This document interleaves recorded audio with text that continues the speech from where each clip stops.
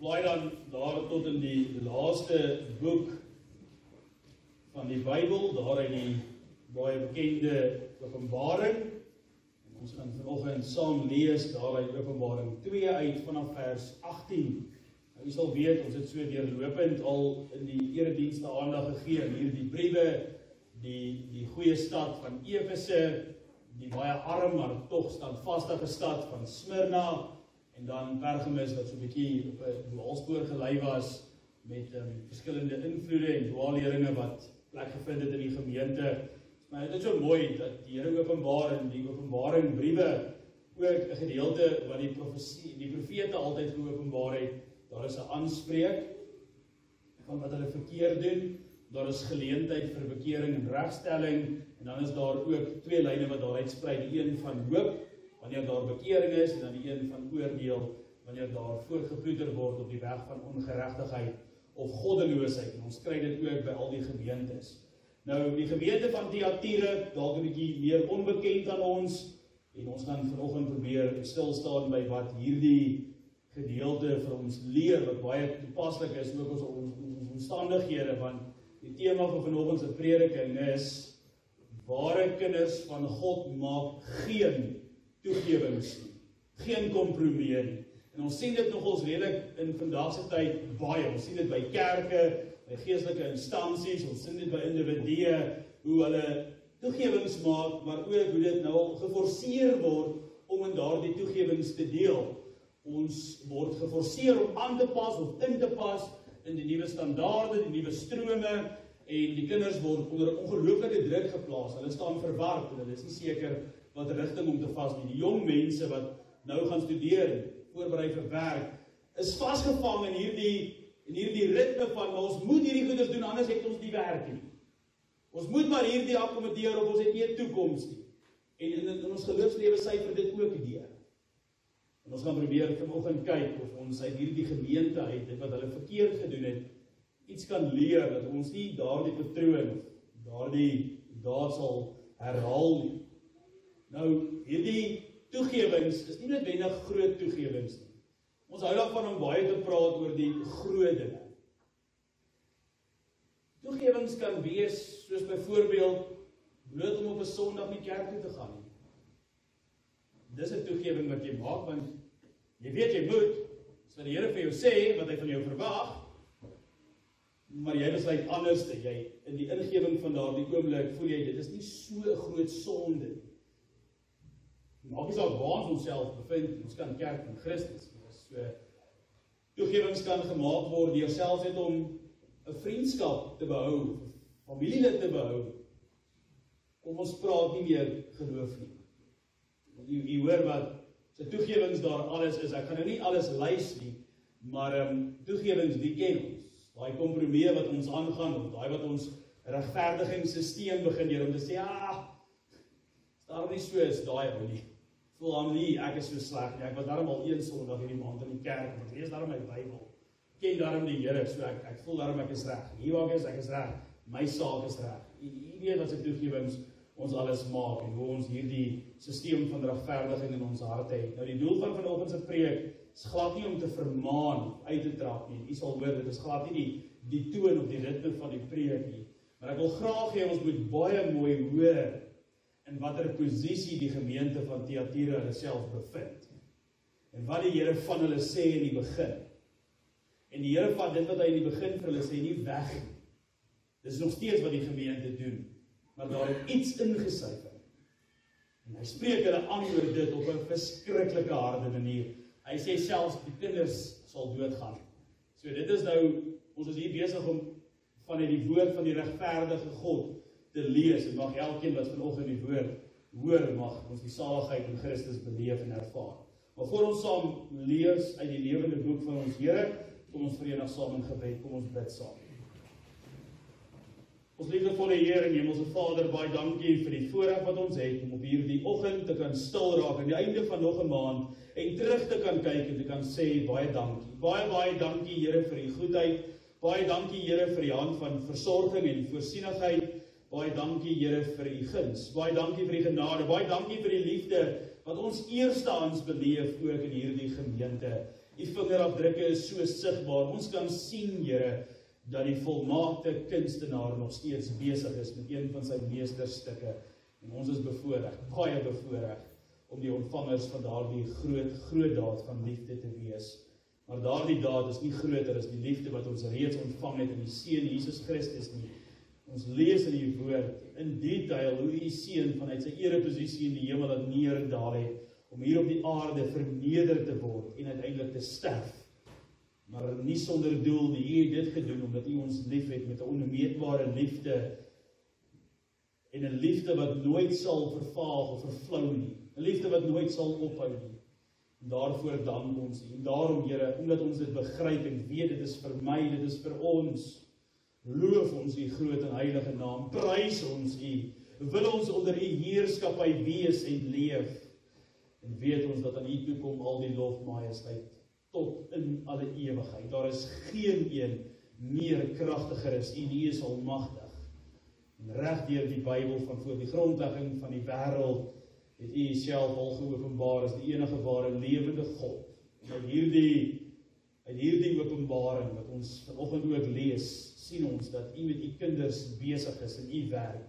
Want daar is ook 'n groot verantwoordelikheid en mag ons deur die Gees, die verstand kry wat ons nodig het, die vermoë wat ons nodig het om ook te gaan leef soos wat dit U behaag en wat U wil hê ons moet wees. Van die begin af, kinders van U. Ons dankie vir hierdie gemeente, ons dankie Here vir die geleentheid en die voorregte wat ons het om ook vanoggend die erediens te mag hou in 'n tyd waar Christene wêreldwyd vervolg word, onthoop word, doodgemaak word, verdruk word en daar selfs in solders ingedwing word om te gaan kerk wees, het ons die voorreg om vryheid van geloof vanoggend te beoefen. En mag ons dit nie as vanselfsprekend aanvaar nie, maar mag ons daarom juis 'n behoefte hê om te eet, met 'n hongerte na die woord te luister en 'n dors na die woord te luister, dat ons gevoed kan word en ons dors geles kan word. En dat ons in hierdie week wat werklik 'n verskil, verandering en vernuwing in ons eie lewens, maar ook in diegene wat U ons paai mee laat kry sal wees. Ons weet, Here, dat U ons nooit in die steek sal laat nie. Ons weet, Here, van diegene wat siek is, ons dink in besonder aan oom Dani en aan Harry wat op ons voorbereidingslys is, en diegene wat al nie op die voorbereidingslys is nie, wat gaan vir prosedures hierdie week. Ons vra, Here, dat U in elkeen van hulle lewens 'n rustigheid sal bring, 'n kalmte sal bring, maar dat U hulle ook sal aanraak met U hand van genesing en hand van herstel, maar ook net daar die hand van sekerheid en geloof, en die wete, Here, dat U is en sal in beheer bly. En dankie dat ons dit mag weet. Gaan saam met ons in hierdie erediens, dat hierdie geleentheid sal strek tot eer en verheerliking van U naam, dat U deur hierdie diens verheerlik word. En ons weet, Here, dat ons ver te kort van dit wat U van ons vra, en daarom pleit en smeek ons, Here, dat U oor die eie eer sal waakhou, dat U ook ons sonde sal vergewe, en dat U in ons liefde vir U sal ontwikkel, dat ons die sonde sal haat, en van dit sal wegvlug, en in hierdie wêreld werklik sout en lig van die wêreld sal wees. Help ons om ons lig vanoggend aan te skakel, maar dit nie onder 'n maatemmer te sit nie. Help ons om soos 'n lig te wees, bo op 'n berg, wat van ver af gesien kan word. Maak U ons pad vir ons duidelik, wys U vir ons waar U wil hê ons moet loop. In Jesus naam bid ons dit deur die kragvolle inwerking van die Heilige Gees. Amen. Ons lees nou hier Openbaring 2, daar vanaf vers 18, die 4de brief van die gemeente van Thyatira. Daar was nie 'n spesifieke teksgedeelte wat 'n fokusteks is nie. Ons gaan baie fokus op wat die gemeente was en wat hulle gedoen het en dan uiteindelik ook waarom die Here dan sê wat hy sê. So ek lees vir ons vanaf vers 18. En skryf aan die engel van die gemeente in Thyatira: Dit sê die Seun van God, wat oë het soos 'n vuurvlam en sy voete is soos blink koper. Ek ken jou werke en liefde en diens en geloof en jou lydsaamheid en jou werke, en dat die laaste meer is as die eerste. Maar ek het enkele dinge teen jou, dat jy die vrou Jezebel, wat haarself 'n profetes noem, toelaat om te leer en my diensknegte te verlei om te hoereer en afgodoffer te eet. En ek het haar tyd gegee om haar van haar hoerery te bekeer, en sy het haar nie bekeer nie. Kyk, ek werp haar neer op 'n siekbed, en die wat met haar oorspel bedryf, groot verdrukking, as hulle nie van hulle werke bekeer nie. En haar kinders sal ek sekerlik doodmaak, en al die gemeente sal weet, dat ek is wat niere en harte deursoek, en ek sal aan elkeen van julle gee volgens sy werke. En ek sal vir julle en die ander wat in Thyatira is, almal wat hierdie leer nie het nie, en die wat die dieptes van die Satans, soos hulle dit noem, nie leer ken het nie, ek sal op julle geen ander las lê nie. Hou maar net vas wat julle het, totdat ek kom. En aan hom wat oorwin en my werke tot die einde toe bewaar, sal ek mag oor die nasies gee. En hy sal hulle regeer met ysterstaf, soos erdegoed word hulle verbrysel. Net soos ek ook van my Vader ontvang het. En ek sal hom die môrester gee, wie oor het laat hom hoor wat die Gees aan die gemeente sê, tot sover die skriflesing uit die woord van die Here. Net so gedeelte, ek raak dit nie so direk aan in my prediking vanoggend nie, is net hierdie gedeelte en haar kinders sal sekerlik doodgemaak word. Nou, dit is dan nou diegene wat aanhang hierdie dwaalleer wat verkondig word, hierdie nuwe siening van teologie kan ek sê. En dit is dan baie belangrik dat ons hierdie nie net sien as haar kinders of die kinders van hierdie tyd of praktyk nie, maar dat dit 'n uitspraak is, want dit is tog mos wat die boek Openbaring is, dit is 'n eindtyd voorspelling, dit fokus op die eindtyd, die wederkoms en wat gaan gebeur, en daarom is het belangrik dat ons moet verstaan dat dit is die oordeel, dit is die wraak wat geneem sal word, dit is die toorn van die Here wat sal ontvlam, en daarom moet ons dit ook baie ernstig vanoggend vat. Dit wat ons dan nou gehoor het en saam gelees het, is God se woord, mag elkeen wat dit gehoor het, werklik dit sal glo, en daarvolgens sal lewe.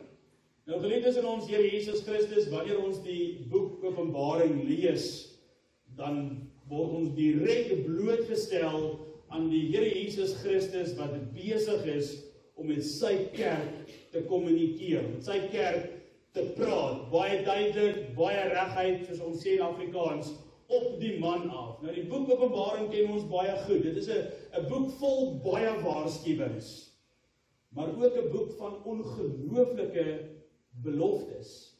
Openbaring is 'n boek van oordeel, maar ook 'n boek wat die genade op die kinders van die Here op 'n direkte, besonderse manier aan ons dan die hoorders vandag openbaar. Nou, ek wil vanoggend hê ons moet ons fokus plaas op een brief wat die Here Jesus Christus self skryf aan 'n gemeente.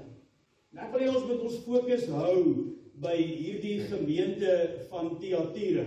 Nou wat die gemeente van Thyatira eintlik baie interessant maak, is dat uit al die 7 briewe en die gemeentes en stede waarvoor dit geskryf is Thyatira nou regtig die kleinste en die onbelangrikste stad van hulle almal. Dit is een van daardie stede wat mense eintlik nie eens oor praat nie, want hulle kan nie eintlik oor dit praat nie. Daar is nie so baie inligting oor hierdie stad nie.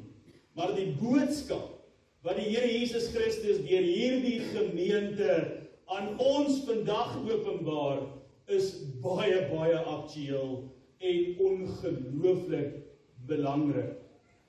Nou, Thyatira se doel as 'n stad was om 'n handelsentrum te wees. Daar was baie groot fabrieke gewees, baie groot besighede gewees, baie van die ander stede het met hierdie stad handel gedryf. Nou, saam met hierdie handelsentrum het dan natuurlik baie ambagsverenigings ontstaan, of soos ons dit dan ook vandag noem, 'n unie vir ambagsmanne. Nou, dit is dan uiteindelik die sosiale lyn waarop hierdie gemeenskap gefunksioneer het. In hierdie samelewing was dit eintlik onmoontlik om 'n besigheid aan die lewe te hou as jy nie aan een van hierdie unies behoort het nie. Dit is finansiëel onmoontlik gewees om jou familie te versorg of om 'n inkomste te verdien as jy nie aan hierdie verenigings of unies behoort het nie. Nou wat sleg was van hierdie verenigings of unies was dat hulle self besig gehou het met heidense praktyke, met afgodsaanbidding en self ook met prostitusie. Nou om te verduidelik wat hierdie unies behels het, as jy dan hierdie unie behoort, dan het jy 'n plek in die samelewing gekry, dis 'n mate van status. Nou hierdie unies het feeste gehad of etes aangebied. En jy wat aan hierdie unie behoort, moes aan hierdie feeste deelgeneem het. Jy moes. As jy nie aan die feeste deelgeneem het nie, word jy uitgewerp. As jy nie aan die unie behoort nie, het jy nie geld nie, het jy nie kos nie. En wat by hierdie feeste gebeur het, is hulle het kos aan die afgode geoffer, en dan moes daar die mense dit geëet het. En dan was daar ook baie oorspel, baie prostitusie wat daar plaasgevind het, en almal moes in dit gedeel het.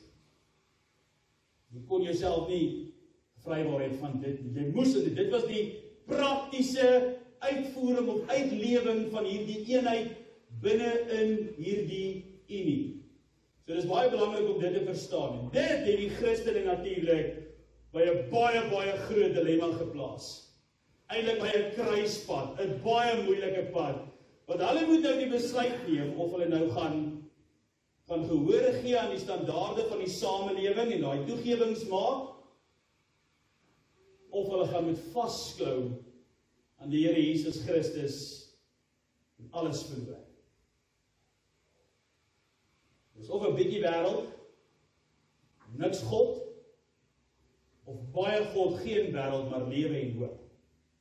Dis baie belangrik, want dis nie 'n kruispad waar ek en jy vanoggend wil staan nie. En wat wonderlik is van die Here is, ons dien 'n Here wat sy kerk ken. Hy is baie duidelik dat hy hierdie gemeente baie goed ken. Hy sien nie net hierdie gemeente se buitekant nie, maar hy deurgrond die diepste gedagtes en die diepste begeertes van hierdie mense. Hy praat van die harte en die niere om aan te dui dat dit regtig die diepste diep van die mense is. Hy sien dit daar. Dis ook 'n lyn wat uit die Kroniekeboek uit deurgetrek word in Kronieke 28 waar Dawid vir Salomo sê, die Here deurgrond jou hart en hy ken elke versinsel van jou gedagtes.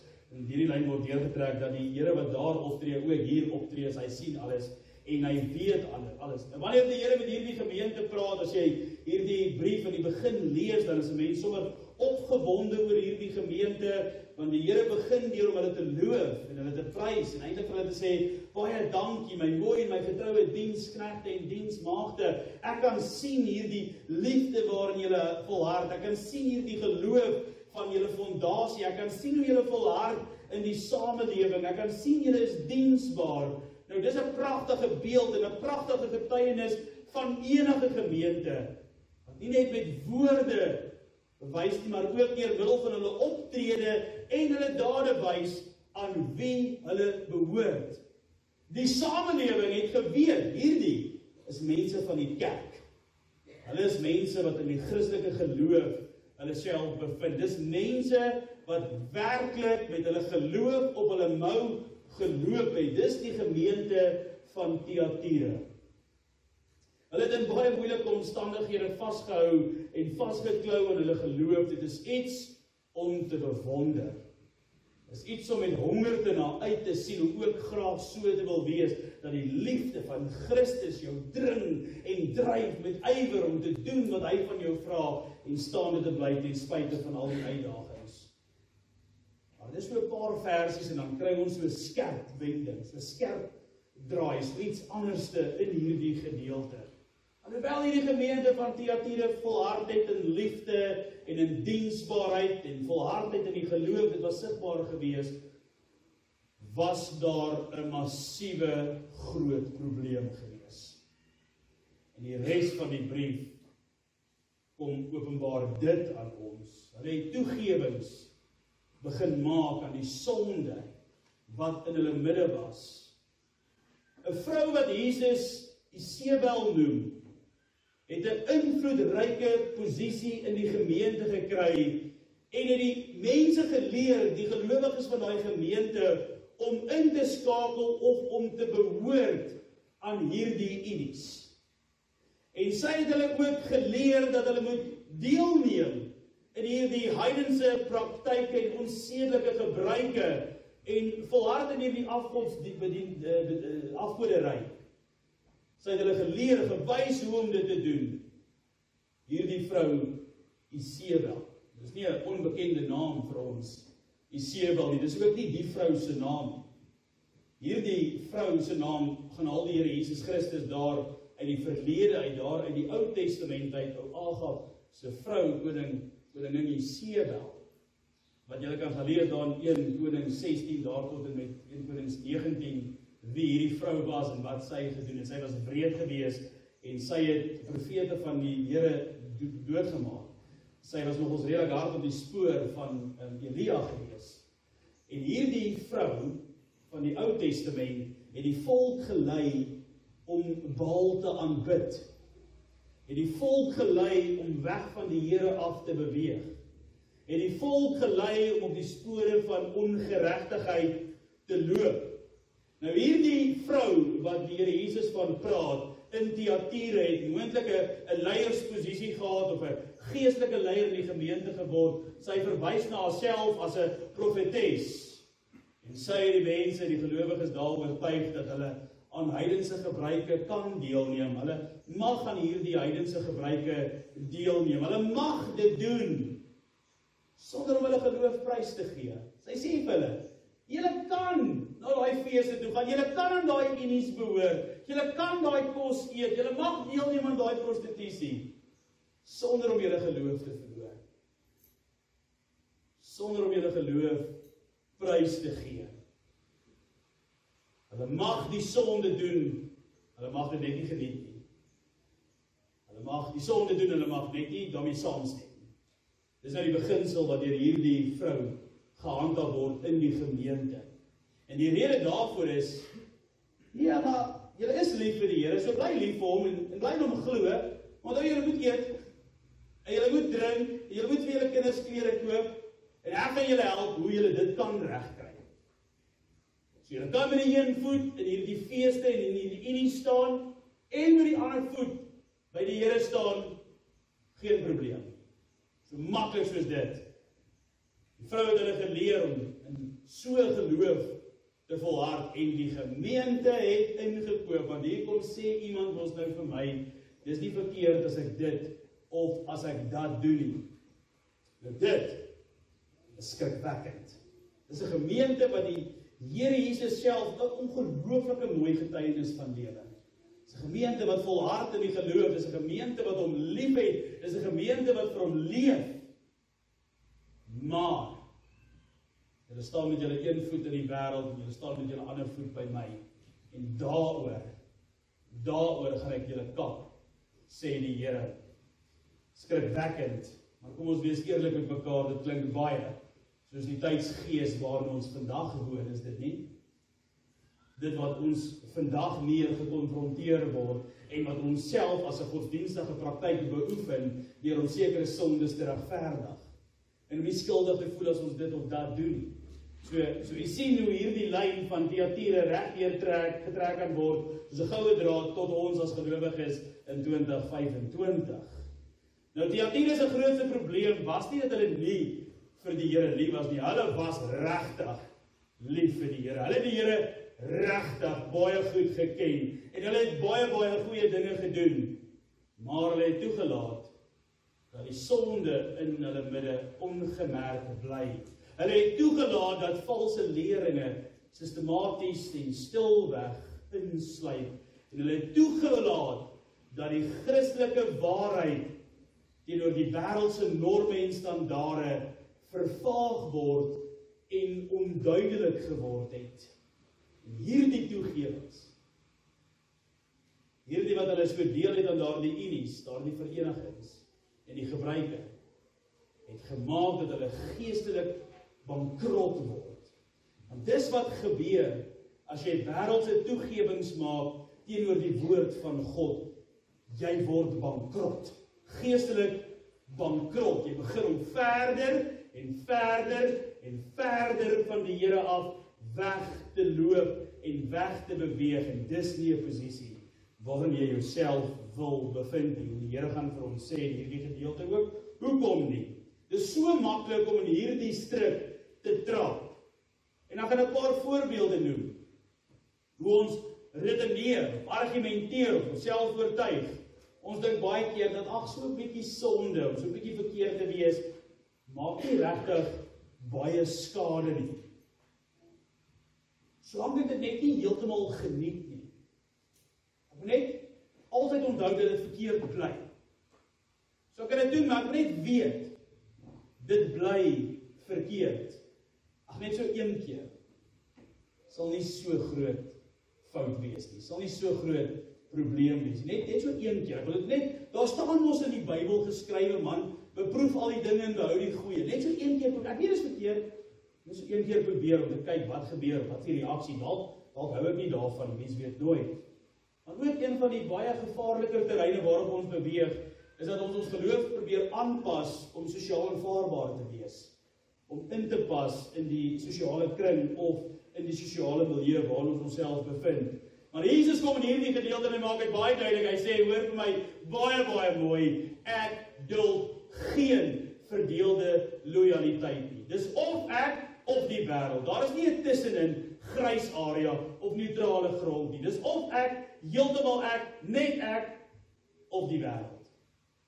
Jy kan nie vasgevang raak in hierdie teologie van Isebel nie.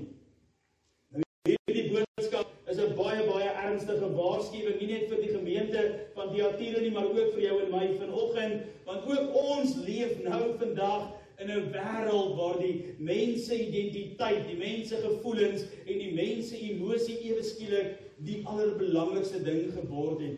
Vandag gaan dit net oor die mens. Wat die mens sê, hoe die mens interpreteer, wat die mens se reëls is, wat die mens kan doen, wat die mens nie kan doen nie, wat is diskriminasie, wat is menseregte.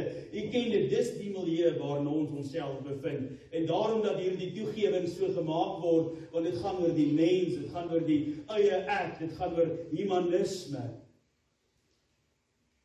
Selfs die waarheid word vandag gebuig om aan te pas en nie seer te maak nie. Daar word ongelooflik baie druk toegepas vandag op gelowiges, veral die jonger geslag en kinders, om hulle geloof sosiaal aanvaarbaar te maak, om in te pas. Maar Jesus kom uit hierdie gedeelte uit en moedig die gemeente aan, maak oop julle oë, maak oop julle ore, maak oop julle harte, julle moet standvastig bly. Een ding wat ons moet onthou, en dis wat hy vir die gemeente hier sê, ek is nie die Here wat liefde bring en vergifnis aanbied sonder geregtigheid nie. Hy is ook die een wat hier die teksgedeelte vir ons sê, met oë soos vuur vlamme en voete soos blink brons, wat beteken die oë van vuur vlamme is die oordeel, die wraak wat die Here gaan neem. En die voete van brons dui aan dat daar standvastigheid is. Die Here gaan vir jou geen uitsondering maak nie. Jy kan jouself hoe al in 'n hoek vasgeredeneer het en sê die Here sal verstaan. Hy verstaan nie. Hy bly vas. Hy's onskuifbaar. Hy's ewig, onveranderbaar. Dis wat hy hier vir die gemeente sê, julle moet onthou met wie julle besig is. Hy is die een wat alles sien en oordeel met absolute waarheid.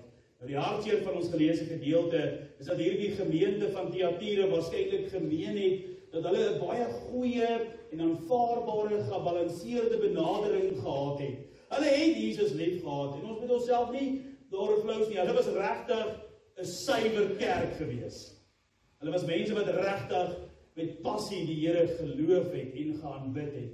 Ons moet nie dink dat dit nou 'n klomp goddelose mense is wat probeer kerk speel nie. Hierdie was 'n baie goeie vergestalting van wat kerk veronderstel is om te wees. Maar hulle het nie gesien hoe gevaarlik hierdie toegewings was nie. Hulle het moontlik gedink dat hulle hul ekonomiese vooruitgang en sosiale posisie kon beskerm terwyl hulle nog steeds aan hulle geloof vashou. So ons kan hierdie wees. Dit klink vir ons redelik reg. En die Here waarsku hulle, maar ons sien ook in die gedeelte God se groot gebarmhartigheid wat hy deur die Here openbaar. Jesus gee aan hierdie gemeente van Thyatira 'n kans om hulle te bekeer. Hy waarsku hulle, hy roep hulle op tot verandering, hy gee vir hulle tyd om na hom toe terug te draai. Nog 'n kans, weer 'n kans gee die Here. Dit wys vir ons sy groot geduld, dit wys vir ons sy groot genade, dit wys vir ons hoekom Dawid in Psalm 103 vers 8 sal sê, ek wil die Here loof met my binneste, my hart en my niere, my darmes, want hy is genadig, barmhartig lankmoedig, geduldig en ook ons sal sy goedertierenheid sien, ons sal dit deel word, en daarom sê Dawid, jy moet die Here loof en prys, die engele moet die Here loof en prys, die vaders moet die Here loof en prys, die moeders moet die Here loof en prys, die kinders, die skepping, alles moet die Here loof en prys, want kyk net hoe goed is hy, en hier sien ons weer daar die genade, maar een ding wat hy ons in die gedeelte leer, daar is 'n grens aan hierdie tyd van genade. As mense aanhou om in opstand teen hom te kom, as mense aanhou om in gehoorsaamheid teen hom te lewe, veral bewustelike ongehoorsaamheid, en as mense aanhou om toegewings te maak, kom daar 'n oomblik wanneer sy oordeel onafwendbaar is. Want die wat weier om te luister, sê hy dat hulle die gevolge van hulle dade sal dra. En dan staan ons en ons kom roep die woorde van Matteus 7, daar vers 21 en verder, waar die Here sê, nie elkeen wat vir my sê, Here, Here, ken ek nie. Ja, julle het in my naam goeie werke gedoen en duiwels uitgedrywe en verkondig, maar ek het julle nie geken nie, sê die Here. Gaan weg van my af, julle wat die ongeregtigheid werk. Die Here leer vir ons dat dit gaan nie oor of jy hom ken nie. Dit gaan oor of hy jou ken. Dis die belangrikste, want dan praat ons die hart en die niere, die binneste aan. Ons kan baie maklik met ons vinger in ons mond en ons lewe wys aan wie ons behoort. Dit is baie moeilik om hier binne te wys aan wie ons behoort. En dis wat die Here raak sien, dis waarna hy kyk. Die realiteit is dat sonde nie sonder gevolge bly nie. Wanneer ons toegewings aangaan, dan verloor ons geestelike krag. Ons verloor wysheid, ons verloor verstand, ons word louwarm, ons beleef skipbreek in ons geloof, en voor ons dit besef, vind ons onsself in dieselfde posisie van die psalmdigter van Psalm 10, waar hy sê, o Here, waarom is U so ver weg?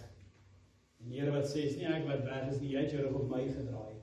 En so afgedwaal in hierdie klein spoortjies, dat voor jy oë kan oopmaak, het jy verdwaal. Jy weet nie waar jy is nie, en jy weet nie wie ek is, of waar ek is nie, sê die Here. En daarom is dit belangrik, dat ons moet hoor wat die Here vir ons sê.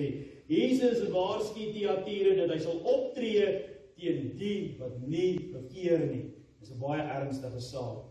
Ons kan nie aan die een kant die Here dien, en aan die ander kant onsself meet aan die wêreldse standaarde en daarby aanpas, en toegewings maak nie. Ons kan nie sê, ons is kinders van die Here en kinders van die wêreld nie. Die Here sê dit so mooi in Efesiërs, want vroeër was julle in die duisternis, maar nou is julle kinders van die lig, gaan wandel soos kinders van die Here. Dis 'n opdrag. Want ons was in die donkerte. Ons was in die duisternis. Hoekom wil ons teruggaan? Hoekom wil jy teruggaan op die ou weë? Die spore wat lei na nêrens nie. Hoekom het die mens daai behoefte, terwyl die lig reeds daar is? Dis wat die Here vir hulle sê, hulle het verdwaal, hulle het die flits afgesit en hulle het rigting verloor. Dit kan baie maklik met ons gebeur, inteendeel dink ek gebeur dit met ons hier in 2025, op die oomblik, selfs in ons gedagtes vanoggend. Te midde van hierdie ernstige waarskuwing, is daar ook 'n bitter mooi, wonderlike belofte vir die wat standvastig bly. Jesus sê vir hulle om vas te hou aan wat hulle het. Wat het hulle? Hulle het eenheid in geloof, hulle het 'n gemeente, hulle het 'n kerk, hulle het geloof. Hy sê, hou vas aan dit, totdat ek kom. Hy beloof dat aan diegene wat getrou bly, saam met hom sal regeer, en hy sal vir hulle die môrester gee. Wat beteken die môrester? Nou die môrester dui aan dat daar nog 'n dag is. Die môrester dui aan dat daar 'n nuwe lewe is. Die môrester dui aan dat gister verby is en vandag voor ons lê. En die Here sê vir ons deur hierdie, ek gee vir julle die môrester, dat julle 'n nuwe lewe kan hê. Dat julle 'n nuwe hoop kan hê, dat julle 'n nuwe anker kan hê. Dat julle wel moet uitsien na dit wat op pad is. Hierdie nuwe volmaakte koninkryk. Die Here openbaar sy heerlikheid en hy gee vir hulle belofte van 'n nuwe dag. Hy gee vir hulle nog genade. Hoe bemoedigend is dit nie, wanneer die wêreld ons versoek om toegewings te maak, en wanneer die wêreld ons versoek om ons geloof prys te gee, of 'n gedeelte van ons geloof prys te gee, of om anders te wees, sê die woord van die Here vir ons moet onthou. Wat het jy? Jy het Christus. Jy het die Seun van God, wat die Vader bestuur het na hierdie wêreld, om vir jou te sterf, dat jy kan lewe. Nie net in die aarde, tydelike wêreld nie, maar tot in die ewigheid. Jy het dit. As die wêreld kom met sy versoekings, en sy uitdagings, en sy beproewinge, en sy nuwe strome, dan moet jy jou altyd self vergewis met die wete, maar ek het Christus. Ek het niks anders nodig nie. Hy is vir my genoeg, en sal altyd vir my genoeg bly. Dit is nie die moeite werd om jou geloof vir tydelike wins op gemak op te gee of prys te gee nie. Dit is nie die moeite werd om jou loyaliteit aan Christus te vervang met die goedkeuring van hierdie nietige, donker wêreld nie. Ons leef in 'n wêreld, dis waar Christene dikwels en gereeld as onbelangrik gestempel word. Ons geloof word gesien as verouderd en eintlik in vandag se tyd heeltemal onvanpas. Maar Jesus sê vir jou in hierdie gedeelte uit presies wat hy vir daardie gemeente gesê het. Hou vas, moenie moed opgee nie. Moenie toelaat dat die wêreldse standaarde en die wêreldse strome en die wêreldse invloede jou verhouding met die volmaakte God afwater, breek, verdruk of selfs verdun nie. Die Here sê vir ons, ek kom, ek bring jou beloning saam met jou. Liewe gemeente, ek wil afsluit, die brief van Thyatira herinner ons daaraan dat Jesus nie net ons werk sien. Beteken nie, ons moet nie ons werk gaan doen nie, ons moet dit doen. Ons moet die vrug van geloof dra. Jy kan Johannes 15 gaan lees by die huis, 'n ongelooflike mooi gedeelte van die ware wynstok en die loot wat nie sonder mekaar, die ware wynstok wat Christus is en ons die lote waar ons goeie vrug deur hom dra. Gaan lees dit asseblief. Ons het die verantwoordelikheid om goeie werke te doen, maar hoor wat sê die Here vandag vir jou. Jy kan die mooiste en die beste werke doen wat die wêreld rondom vir jou sê, "Sjoe, ek wens ek het geloof soos daai man." Die Here kyk vir jou hart. Hy kyk na jou begeertes. Hy kyk na jou behoeftes. Hy kyk na jou niere, sê hy. So diep kyk hy na jou. Goeie werke moet daar wees. Die Here kyk na jou hart, hy toets dit elke dag. Dit is nie net genoeg om goeie dinge te doen terwyl ons toegewings aan die een sonde na die ander sonde maak nie. Hy roep ons op tot 'n suiwer, onverdeelde toewyding, geloof en aanbidding net tot hom. Dis wat al in jou hart moet aangaan. Jou hart moet Christus klop. Die bloed wat in jou are vloei, moet Christus wees. Jy moet 'n geestelike dialyse kry. Want die Here die nuwe bloed, die nuwe mens in jou inwerk. Dat jy nie links of regs afskram of afwyk van die waarheid nie. Want hoor wat die Here vandag vir ons sê, jy sal die gevolge van jou sonde dra. Mag ons getrou bly aan die waarheid ongeag die koste, want koste, dit gaan ons betaal. Ons is baie naby aan dit, ons weet dit, gebeur al in die wêreld. Maar ons mag nie soog of swyg vir die druk van die wêreld nie. Mag ons vashou aan Christus, mag ons vashou aan ons môre ster, mag ons vashou totdat hy kom, mag ons altyd besef, hy is ons begin, en hy is ons einde, die Alfa en die Omega. Die gedeelte sluit af, wat ons gelees het, wie oor het, laat hom hoor, wat die Gees aan die gemeentes sê. Geliefdes, mag dit wat jy vanoggend gehoor het, deurslag vind tot in jou hart.